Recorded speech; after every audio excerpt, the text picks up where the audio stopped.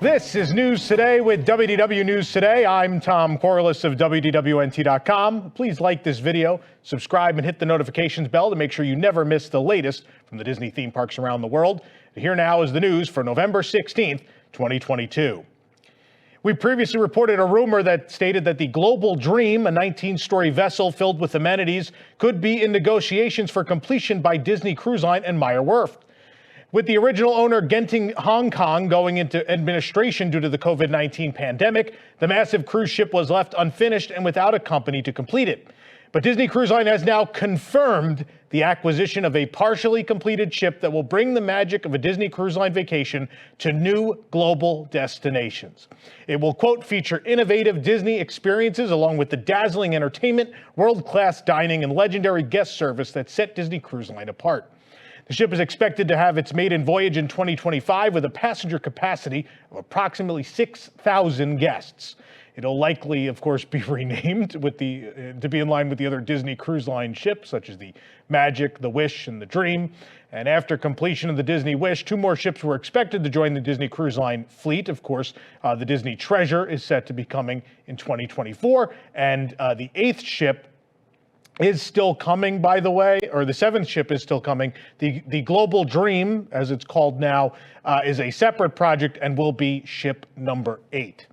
Meyer Werft is the same shipyard, of course, behind the Disney Dream, the Disney Fantasy, and, of course, the Disney Wish. This is really interesting. This is definitely a Chapek era move, and it's not, of all the Chapek era decisions, this is not one I necessarily disagree with. It is clear that worldwide demand for the cruise line is very strong, and this is the fastest way to get to ship number 8 without starting design from scratch and building a whole nother ship. And honestly, after the Wish, I mean, if you watch our review of the Disney Wish, there were plenty of things about it design-wise that were different from the older ships that we thought made it lesser than those older ships. So maybe, honestly, they could do better in this group by taking something half pre-built and just essentially theming and improving upon what was already constructed. I think they could, honestly, they could be better off. That being said, my theory is this is not for the American market. This ship is likely going to Asia, likely China, and we will probably never see it here. And it's a market where it's not a big deal that you bought and repurposed a ship, as opposed to, I think, an American audience would take umbrage with that. And so it'll work. I think it'll work really well for them. I think so, and it'll allow them to, accommodate more destinations worldwide without taking away these higher class vessels, the older ships and the newer ones coming on board. I think it's a win. I think it's a smart decision. I'm on board. Does it look great when you just talked about hiring freezes and layoffs? No, but that's more the classic Chapek administration we've come to know and love. And by know and love, I mean hate and despise. But anyway, there you go. As Eric promised, a little bit of my rant. I won't go on any longer. Starting on December 8th, Walt Disney World will implement park-specific pricing for one-day, one-park tickets. Price ranges for each park are as follows. Disney's Animal Kingdom will remain at $109 to $159. Hollywood Studios is now $124 to $179. Epcot $114 to $179, and Magic Kingdom $124 to $189. At this time, the $189 price for Magic Kingdom is only for the 9 days around Christmas and New Year's Eve, currently priced at $159. In addition, when guests purchase a one-day, one-park ticket, the system automatically books a park reservation for you. It does not happen with one-day park hopper or multi-day tickets. The price to add a park hopper option to your ticket will also vary by date. However, the pricing is not yet available. It's being reported that multi-day tickets and other types of park tickets are expected to increase starting December 8th as well. Pricing still not available for those categories. Walt Disney World, of course, has utilized park-specific pricing in the past. Previously, you may remember a couple years ago, Magic Kingdom park tickets were more expensive than the other 3 parks. With those price increases also come annual pass price increases. It's also worth noting, though, that Disney has stated that they do not expect annual passes to go on sale before the end of this year. So even though they're not going on sale, they have decided to raise the cost of the annual passes. It may be a good sign with Magic Key becoming available today and this price increase. It may indicate that maybe they're going to sell sell some. Of course, only the Pixie Dust Pass available right now. That's for Florida residents. When they do resume, here are the new prices. The Increda Pass goes to $13.99 from $12.99. The Sorcerer Pass to $9.69 from $8.99. The Pirate Pass to $7.49 from $6.99. And the Pixie Dust Pass will remain at $3.99. In the midst of all that news about price increases, they also announced a number of deals for U.S. military personnel and their families. At Walt Disney World Resort, there's the Disney Military Salute tickets that'll be available from January 1st, 2023 through December 15th, 2023. They'll receive a special discount on 4-day and 5-day Disney Military Salute tickets, formerly known as the Disney Military Promotional Ticket. The 4-day Disney Military Salute ticket you can purchase now through December 12th of 2023. With the Park Hopper option, it's $349 plus tax. With the Park Hopper Plus, it's $379 plus tax.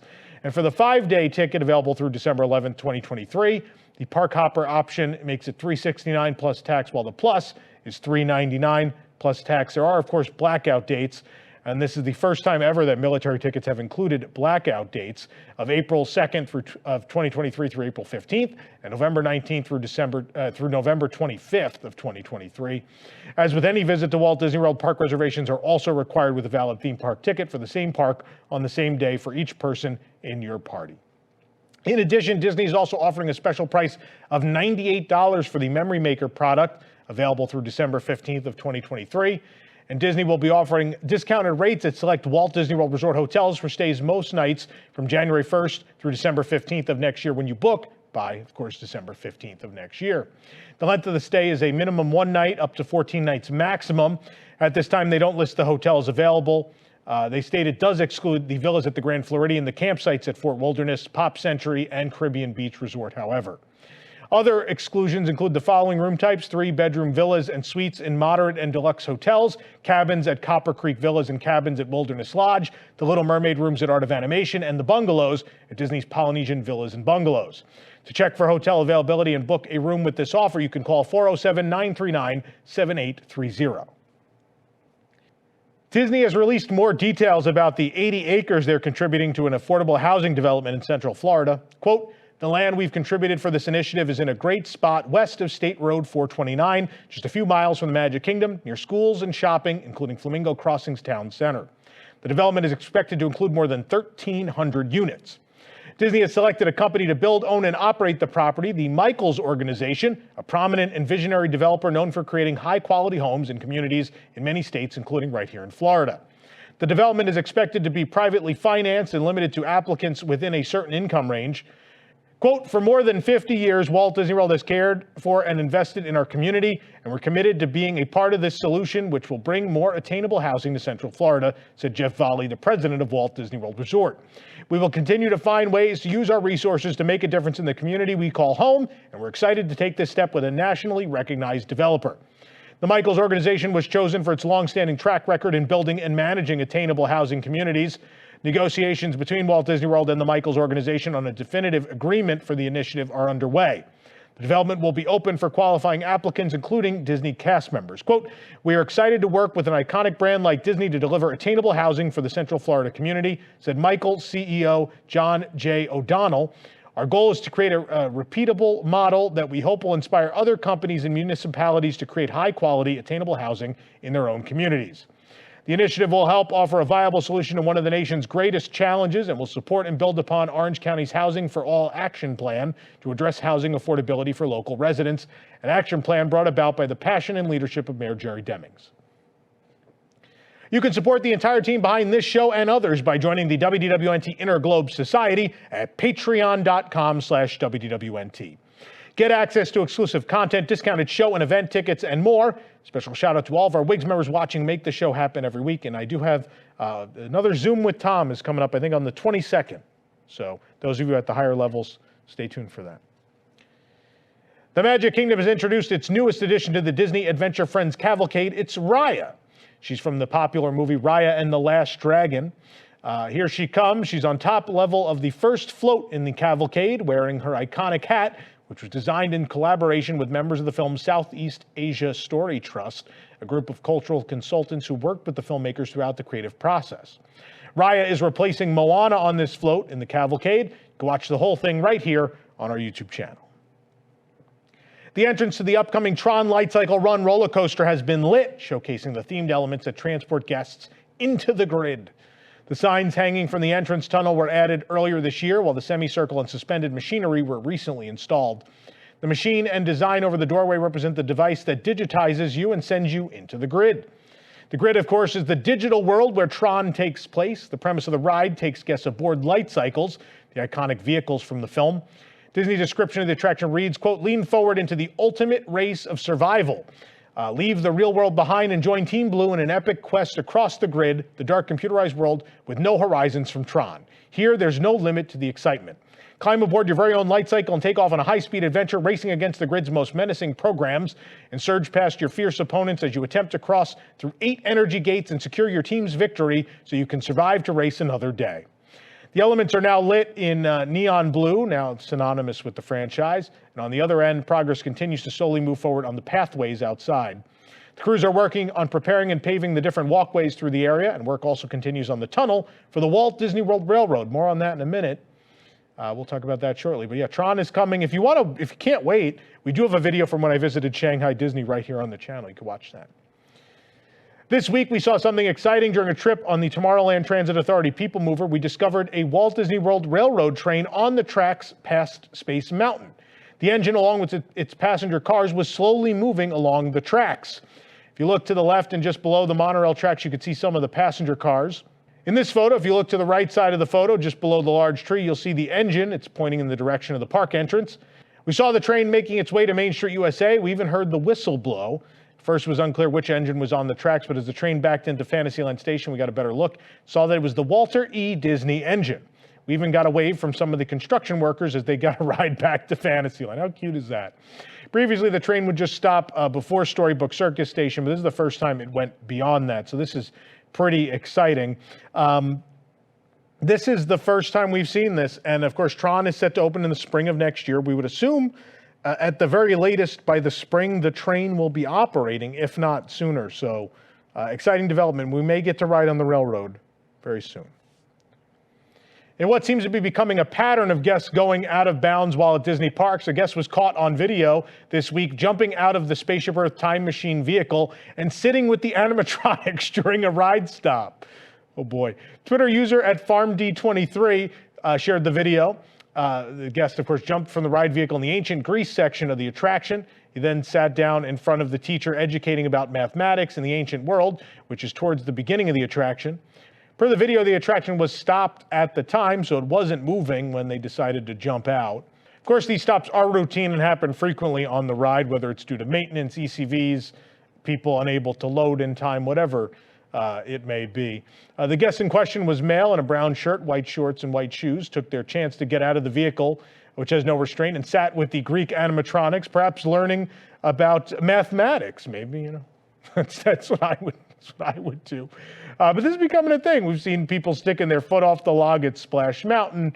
Disney see the guest in the fountain at Arabian Coast. Worldwide, people are just jumping into places they're not supposed to go. The Themed Entertainment Association announced the winners of their annual Thea Awards, which are given for excellence in themed entertainment design for experiences worldwide. While Universal was a big winner with their new park in Beijing, Disney did sneak away with 2 awards, including one for the Star Wars Galactic Starcruiser. The immersive hotel experience took home the Thea Award for Outstanding Achievement in Brand Experience, which was awarded to the Weta Workshop Unleashed experience in Auckland, New Zealand last year. Star Wars Galactic Starcruiser opened earlier this year in March at Walt Disney World. The experience starts at nearly $5,000 per cabin and offers a 3-day, 2-night immersive Star Wars adventure on a fictitious cruise ship where guests become part of the conflict between the Resistance and the First Order. It includes an excursion to Batuu, themed meals, and live entertainment, all aboard the Halcyon. Disney's other award was given for the Main Street Electrical Parade, awarded the Classic Award for standing the test of time. This past spring, Disney announced the Cake Bake Shop would be coming to Disney's Boardwalk in 2023. The shop, of course, replacing the shuttered ESPN Club. Now Disney has released concept art of what the shop will look like. As we can see from the art, there will be multiple entrances, one for the bakery and one for the restaurant. Off to the left, we can see a large set of French doors that are open to the outside. Although the photo is the interior of an existing cake bake shop, we can see what guests should expect when they see the Disney's Boardwalk location. According to Disney, quote, in this photo of an existing restaurant, the restaurant will offer both savory and dessert menus along with afternoon tea service in a whimsical atmosphere that complements the magic of the idyllic charm of Disney's Boardwalk that guests know and love. Shanghai Disney Resort shut down on Halloween due to a COVID-19 outbreak, and the resort has announced that they are ready to begin a phased reopening. Disney Town, Wishing Star Park, and Shanghai Disneyland Hotel will be the first to reopen starting on November 17th, with hotel reservation services restarting as of now. On November 17th, Disney Town will operate from 10 a.m. to 10 p.m., and Wishing Star Park will operate from 9 a.m. to 5 p.m. The Disney Car and Coach Park, the Disney Town parking lot, and Wishing Star Ferry will also resume operations during these hours. Shanghai Disneyland will remain temporarily closed until further notice. The Toy Story Hotel will also remain temporarily closed at this time. During the last closure from March through late June of this year, they reopened in phases as well, with Wishing Star Park, the Blue Sky Boulevard, and World of Disney reopening nearly 3 weeks before the theme parks. Of course, Shanghai is subject to China's dynamic zero-COVID strategy to prevent any and all transmission of the coronavirus through extensive and constant testing as well as aggressive lockdowns. As Tokyo Disney Resort and Japan as a whole slowly emerge from a world dominated by COVID-19 restrictions, the Oriental Land Company is still searching for its own exit strategy to bring the parks back to normal. Despite its long absence, they've publicly floated a new answer to making their guest count a bit more balanced: the return of annual passports. The possibility was raised in a brief interview with Nikkei, a large business-focused newspaper in Japan. In the article, analysts gave positive outlooks on OLC's fiscal year 2022 revenue, which could be as high as 10 times higher than last year, when many restrictions on attendance and operations were much more harsh. They note that the company is still searching for its COVID exit strategy, so to speak, and plenty of options are on the table. The Oriental Land Company has stated multiple times their goal is to balance out guests visiting on weekdays and off-season with guests who visit on holidays and weekends. As such, one idea COO Kenji Yoshida floated was the return of annual passports in a manner of speaking. While there was no confirmation on this specifically, Yoshida noted to the Nikkei, there's room for considering a return of annual passports valid only on weekdays, but we have no concrete plans yet. Yoshida previously noted last fall to shareholders that APs were not entirely off the table, but not at the front of the priority line either. Tokyo Disney Resort is the only major theme park on the planet to not have an annual pass system of some sort, having canceled theirs after 32 years in October of 2020 and issued refunds to all pass holders. Earlier this year, they introduced a multi-visit passport, which allowed guests to visit twice a month on dates selected by lottery, starting at 10:30 a.m. from May through July. The ticket was widely lampooned by local guests, and the pass was not renewed when it expired at the end of July. For the absolute latest on these stories and all those that didn't make it into today's show, be sure to check out WDWNT.com and follow us on all your favorite social media platforms. This program is brought to you by our official travel agent sponsor, The Vacationeer, the engineers of your next magical vacation. Sit back and let their team of vacation planning experts craft your family's next magical Disney trip, and the best part is, their services are free. Visit WDWNT.travel for details. For the worldwide leader in Disney Parks news, this is Tom Corliss saying, enjoy the rest of your today, and have a great, big, beautiful tomorrow. And I'm going to try to recover from being back from Japan. Now on WDWNT TV, it's Boxed In. Boxed In is a casually chaotic show featuring WDWNT personalities Eric Morton and Jill Diffendahl, unboxing Disney merchandise and viewer packages, along with a few friends and a bossy little Pomeranian. So smash that like button, subscribe and comment, and keep up with the new Disney merchandise releases, seasonal releases, festival merchandise, limited edition merchandise, wishables, pins, and more. Join us Fridays at 7 p.m. Eastern on WDWNT TV.